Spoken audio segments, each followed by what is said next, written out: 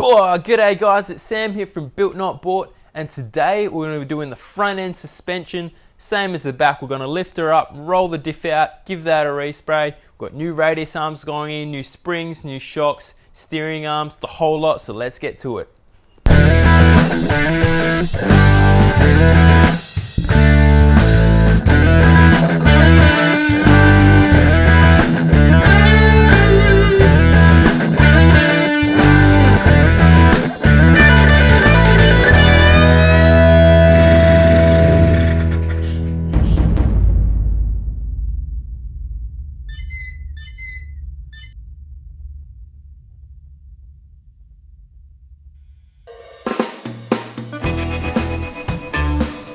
Alright guys, thanks for returning to episode 6 of Build Not Bought.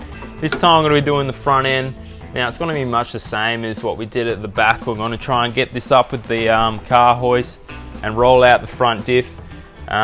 Needs a respray. It's probably the last thing that needs to be painted with regards to underneath the car. So we're also going to be doing a panhard. We've got a new panhard going in. We've got a set of Dobsons going in as well for the springs. Also, the drop boxes are part of the radius arm package there, so we're going to have to try and get the gearbox in as well. And also brake lines have already been extended previously, so that's not an issue.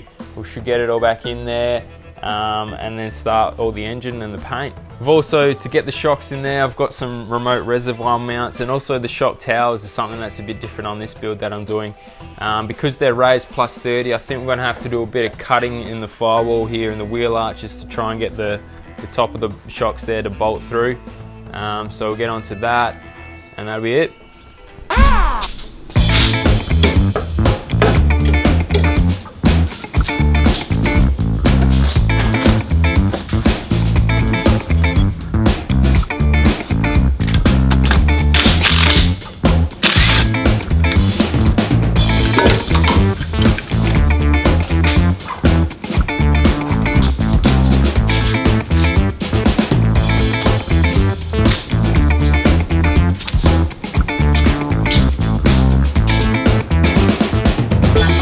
Okay, now we've got a bolt here that's starting to get a little bit tight coming out. Obviously there's a lot of dirt and that there. Sometimes when you feel it tighten up like that, it's good to just back it off a bit and wind her in, a bit of CRC.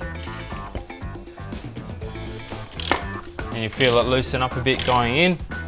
Then you start backing it out again and it's a lot smoother. Otherwise you run the risk of snapping the bolt off inside there, just like we did with the bump stops there, and we don't want that because we need to reuse these bolts. Won't be needing that.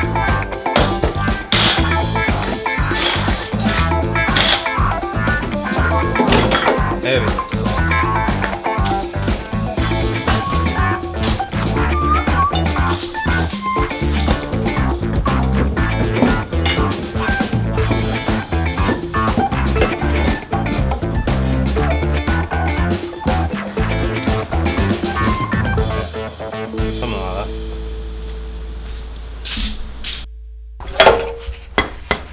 Now these radius arms go in with a bolt and pin going in through the back here of the chassis rail. So I've had to get one of the big wrenches out because I think it's a 24mm socket to loosen these off. Try and back them out as much as we can. And the new ones go on with more of a swivel sort of design with the drop box, so you don't have this issue of that real like high stress point on that bush there. Have a look. So you can see the pin comes through the back here and there's a bush around that, and the new system will be set up around about here and run across. A lot more flex. By the way, this is how important shocks are.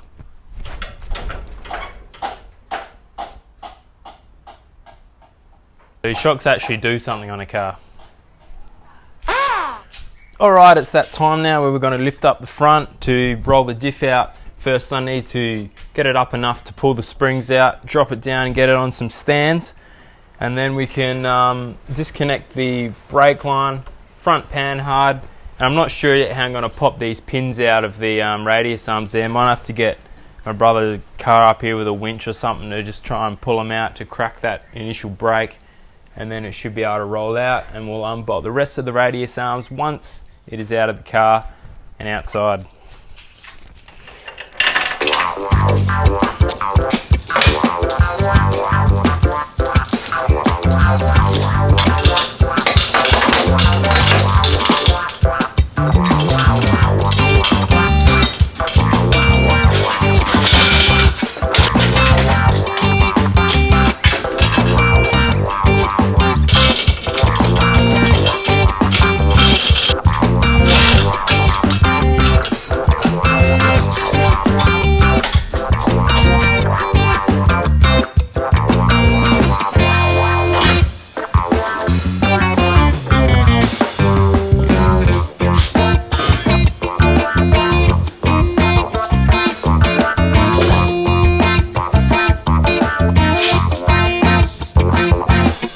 So I was an idiot and forgot to disconnect the brake line. So now it's like been destroyed. Another 50 bucks down the drain. It was fully extended and yeah, basically, there we go. Anyway, now we've just got panhard to deal with, so we'll go ahead and pull that out, and that'll just free up all the front end. This time we will take the brake line off as well, and then we look at pulling out these radius arms, and it should just roll on right out.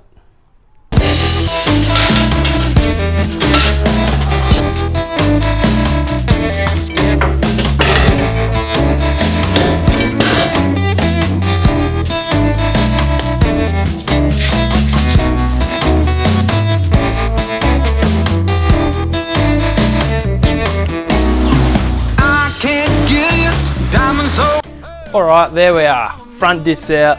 Now we can start painting it, putting it back together. Tomorrow we'll start getting all the new stuff back in. In the meantime, can sort out these shock towers and that, start cutting that firewall I mentioned earlier, and yeah, good accomplishment today. Okay, now this Dropbox system that we got here, how it works is where the old bush used to run in there, you've got this pin which holds it in place, as well as these 4 holes which go underneath the transmission cross member. So to get them in there, we can first settle them in with this bush here, and as always I like to put a bit of grease around here just to keep moisture out of this, to stop rust and whatnot, keep things lubricated.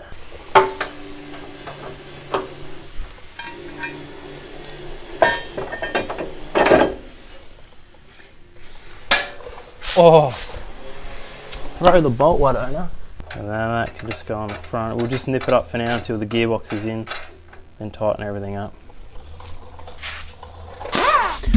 Okay, we're at the point now we've got to get this gearbox back underneath it.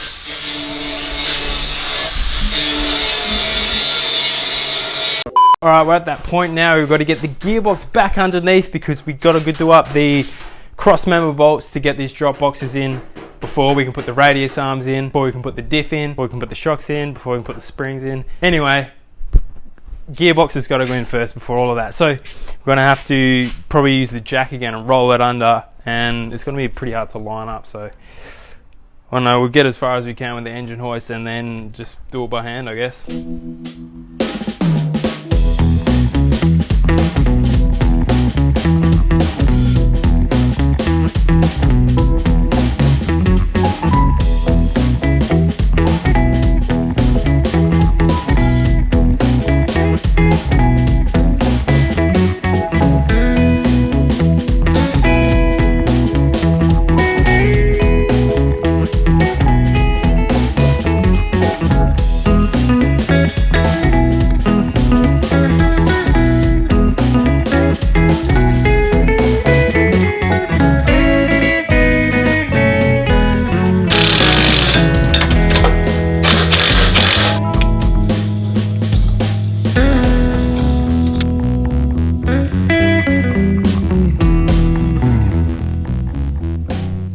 Alright guys, so we're going to be looking at cutting out the top of this wheel arch now so we can get the shocks in there. With these new towers going in, we need to access both of these sides to do the top nut up. So just all it would take was a bit of a notch out of the top there.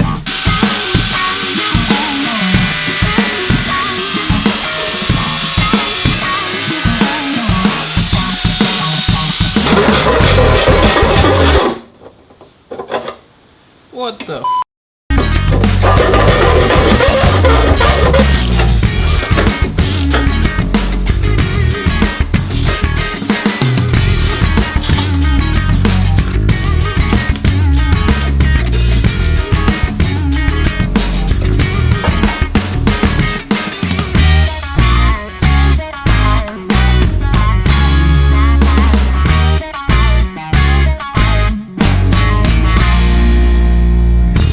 Alright, time to get the diff back underneath. During the week, I re-sprayed the diff casing here, cleaned it up and gone for the same black that's all over the chassis. So now we will get these radius arms in, both sides.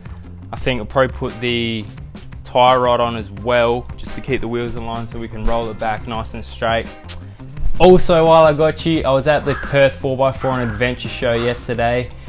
Great to meet all of you. Those who came up and said hello, it was awesome to meet you. Shout out to you guys, you know who you are. If you hadn't checked out my video already, I have a link on the bottom there. It was a few weeks ago now. Probably by the time you're seeing this, it would have been like last year, so I don't know why I'm bothering. Anyway, if you do want to go see it, check it out.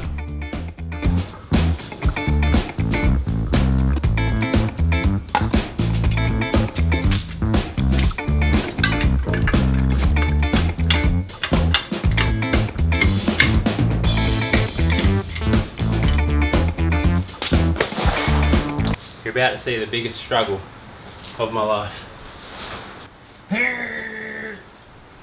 Oh. You at the gym or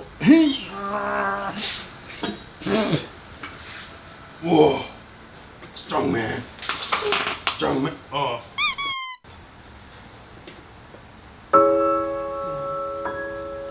It's not a fit. Help.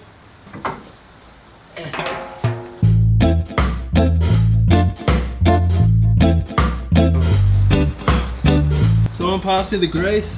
I'll get it.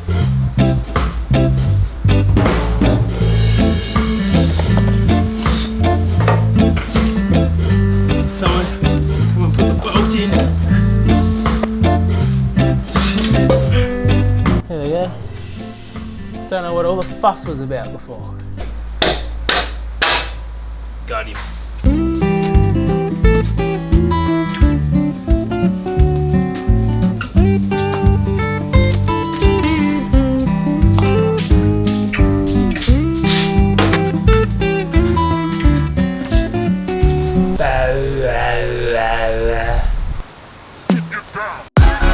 Okay, I've just finished installing the front shocks here. We've got both sides in now, and what we're going to need to do is put the panhard in. So I got that all greased up as usual, set it in. I just measured it up against the old one I had in there because that was also for a 4-inch lift, so it gives a good baseline there.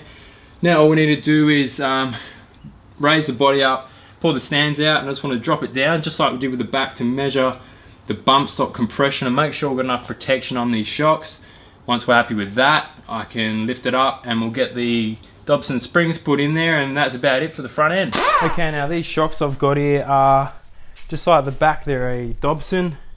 I think these are the C45-100s going on the front, very common on the front for if you got your usual modifications like bull bar, winch, roof rack, sliders, whatnot. It's probably pretty good rating for that. You're not going to be too hard, not going to be too soft, and you probably won't have any sag if you want to keep the 4-inch where it is. They're a really good spring for that. In the rear, I went a slightly softer one, but obviously I got airbags. So the C45-100 is a good Dobson coil for the front.